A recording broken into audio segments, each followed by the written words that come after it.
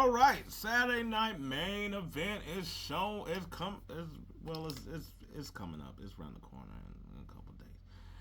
Anyway, that's not the whole point. I was like, but I will say that it's kind of weird that they decided to schedule a Saturday night main event so close to the Rumble that to me I was like, it really sort of makes things. It really makes things weird. It seems like some stuff is rushed. It seems like it's like, well, now it's obvious that there's not going to really be any matches. I mean, most of the time at the Rumble, it's like the two Rumbles, and it's like two matches, 2-3 matches. Especially now that they're over here keeping things a little, short and sweet. And speaking of short and sweet, that's what they sort of do with this Saturday night main event, where there's really only like, I was like, 4 matches here. Yeah, 4 matches here and whatnot. But anyway, I was like, go ahead and get into it, get my thoughts what it is. I feel like the show, I don't know how the show necessarily will start. I would think that maybe you want to open up with the World Heavyweight Championship. But I could also see them, probably throw in like the Jacob Fatu thing, but I was like, that might be something in the middle. I feel like you got to sandwich these things with the championships and everything is just meat in the middle. So, let's say with Jey Uso and Gunther. Now, I think if this was at the Rumble, I probably would say that Jey Uso had a better shot at winning than at Saturday Night Main Event. But considering what this is, and don't get me wrong, the build of this has been weird. I was like, yes, somebody just being like, yo, I want a title shot is nothing new. This is how pretty much WWE sort of operates. But the Jey Uso thing coming up and he over here talking about it, and the fact that he really ain't had no fight back against Gunther. Gunther basically is saying a lot of true stuff, and that people have also said on the internet, where it's just like Jey is just basically aura. He just basically an interest in a theme, but he can't really wrestle. He can't really work. He just a tag star. He just basically do like one move and all this other stuff.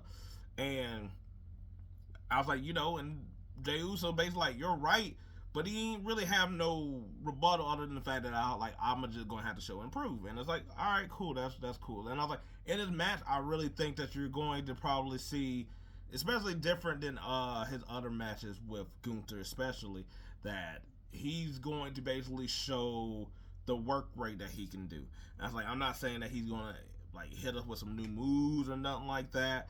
I was like, he's already sort of improved, at least with Gunther, that he can stay in there and take the toughness, because Gunther's gonna chop the hell out of his chest and whatnot. But I think we're going to get a pretty long match of showing that Jey Uso can do more wrestling than what people think that he really can't do. With that being said, Gunther's winning this match. He's not losing this match on this type of situation. This is not even like a PLE, to where I could even, like I said, with the Rumble, I would give it a higher chance. But here, he's not going to lose it. This is a weird spot for Gunther to win it, just because it's like, also with the Rumble coming up, I would imagine that you would rather have Jey Uso probably in that than Gunther. I was like, I can't imagine I can't imagine that you have Jey Uso win here and him carry it basically to WrestleMania. Now, like I said, this was WrestleMania, Jey Uso winning. That pop will be basically Jey Uso winning. But yeah, no, Gunther's going to win this match. Sucks because I was like, Jey Uso's also at the point where it's like you could throw him in the main event and nobody's going to really have any quibbles about it, because he's gotten to that level of status. The problem is he's also in this window where we already also know that's going to be an automatic loss as well too. There's no question with this one. I was like, outside of it being on the Saturday Night Main Event, there's no question either that he's basically in this spot where you're gonna lose. You're just here to basically be upper mid card, but that lower main event type of guy or whatever. So Jey Uso, I was like all the other times, you're gonna lose again. Other match, basically, I was like, this is where I was like, I'll go after something like that. I was like, I'll go and say that the Jacob Fatu Braun Strowman match is going to be next. I was like, to me, it sort of fits better.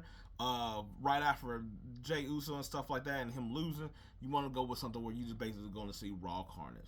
To me, this match should basically almost be like how Braun Strowman and Bronson Reed had their match, where just two beefy big men wrecking house all over the place. And to be honest, I really only see two ways out with this one. I was like, I either see Jacob Fatu getting the win, or it's going to just be a DQ where they just beat each other the hell up, and it's some form of just DQ where just like they're just brawling so much outside of the. I was like, outside of, they just don't get back by the count or whatever. I was like, could there be something with Tama Tonga coming in there? Possibly, but I was like, I don't think they're going to be a DQ like this. I think they're going to kind of like. I don't think this is going to also be a one-off. I was like, especially with Braun Strowman, big men always. I was like, this type of match is like, we gonna want to see more. We gonna want to see what the carnage is. He's on SmackDown. It's not gonna be done. I was like, even though I think Jacob Fatu is gonna do other stuff, like, you know, possibly the U.S. scene once we sort of get towards WrestleMania. I was like, we'll see how he does in the Rumble as well. And I would not also be shocked if he's sometimes like it's not included in the Elimination Chamber. But for this match in particular, I was like, just have them just go out and just do reckless stuff. They're going to go through the barricade. I was like, Jacob Fatu, they're going to be fighting outside the ring. I was like, Braun Strowman probably going to do his little choo-choo train thing, and Jacob Fatu is going to just probably like eat it. I was like, you know what? He's gonna get him with one, and then on the second one, Jacob Fatu is going to get his ass with it. I was like, to me, I was like, I'll be wondering if they want to pull out the stops of like, not necessarily maybe, I was like, they did that with the Braun Strowman thing with the ring, and that being like the whole collapse or whatever, but I could see something where it's like, they run so hard, they hit the ring post flies or something like that. But I was like, you got to do something of that type of thing, where just like with these big dudes, I can see it where it's like, Braun Strowman is going to do his little, I was like his, not power bomb, but you get what I'm saying. Where I was like his finishing move, and Jacob Fatu's just gonna eat that. I was like, I would like it. I don't think they could do something like this, but Jacob Fatu got to do his moonsault.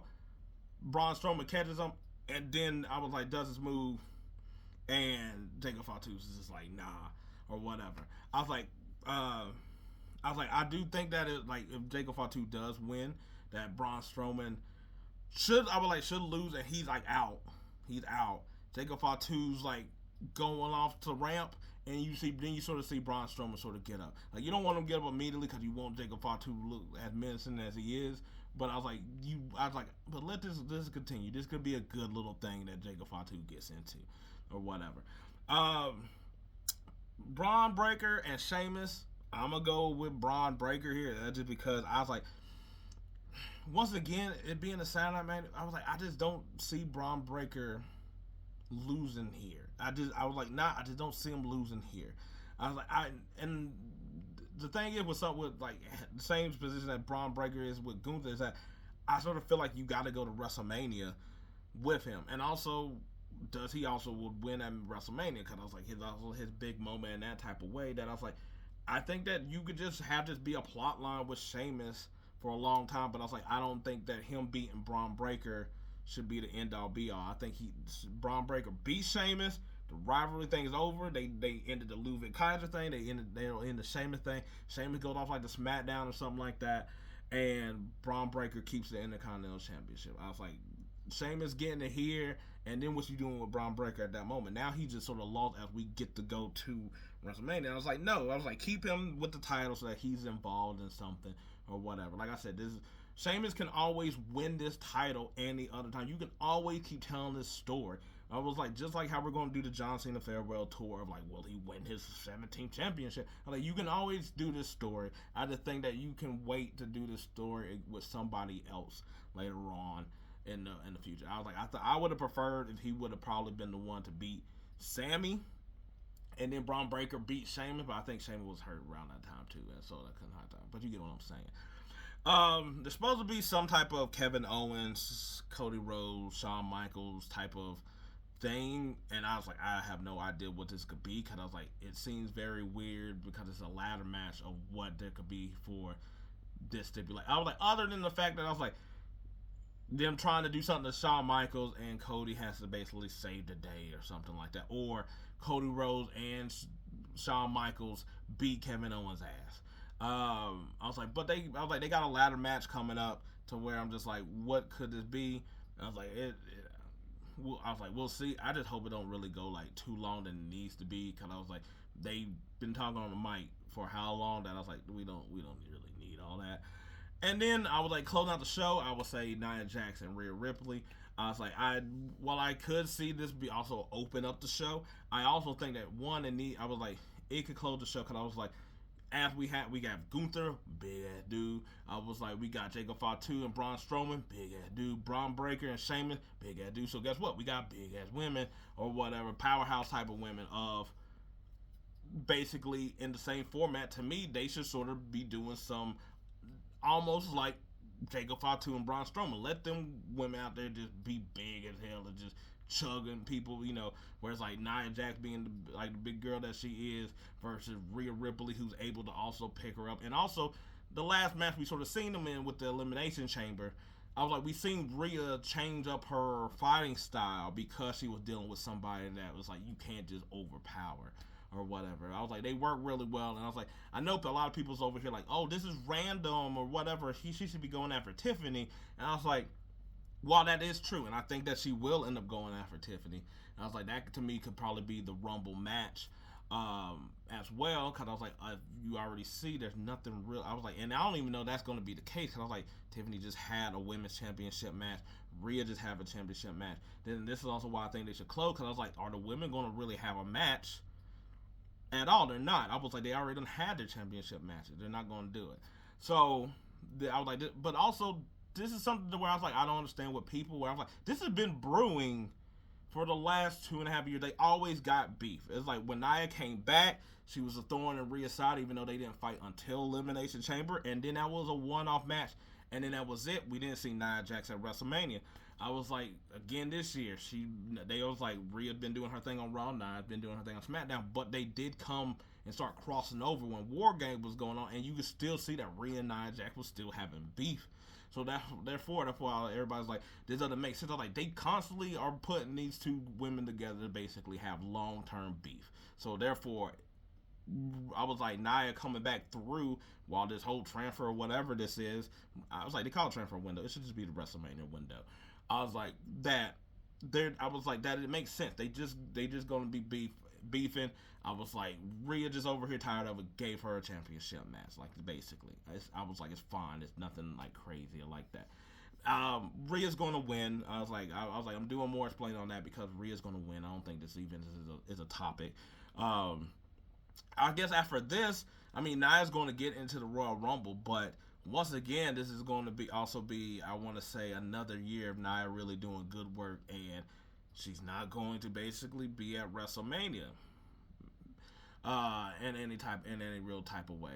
But it's too soon to take this off Rhea. I was like, this is going to just be a good match. I was like, to close out the night, Rhea had the fireworks, all that other stuff, blah, blah, blah, or whatever. But I was like, with it being so close to the Rumble, I was like, I think this sort of makes a lot of these kind of a no-brainer of who's going to win in all these situations. If we still had like a month or so until maybe, but I was like, like I said, I was like, Gunther's not going to lose his championship until WrestleMania. And Rhea Ripley, I feel like basically the same thing. That is not going to be until WrestleMania at the same time. And even with Braun Breaker. But anyway, what do y'all think of who? I was like, are these matches sort of a foregone conclusion? They're going to be good matches. I was like, like I said, predictable doesn't mean bad. I was like, it just means that it's just kind of like, okay, I'm just here for the show instead of like something happening, my head getting turned around or whatever like that. Yeah, I was like, also, what do you think that the whole, hey, I'm at least glad that the Cody KO Shawn Michaels thing is this and not some type of like Waller effect or whatever like that. Like, don't get me wrong, I think sometimes those things can be funny, but I was like, but not when it's on the pay-per-view or whatever. We know that there's gonna be a long out, drawn out talking process or whatever like that. But anyway, let me know what y'all think. Till then, we're gonna see how it goes Saturday night.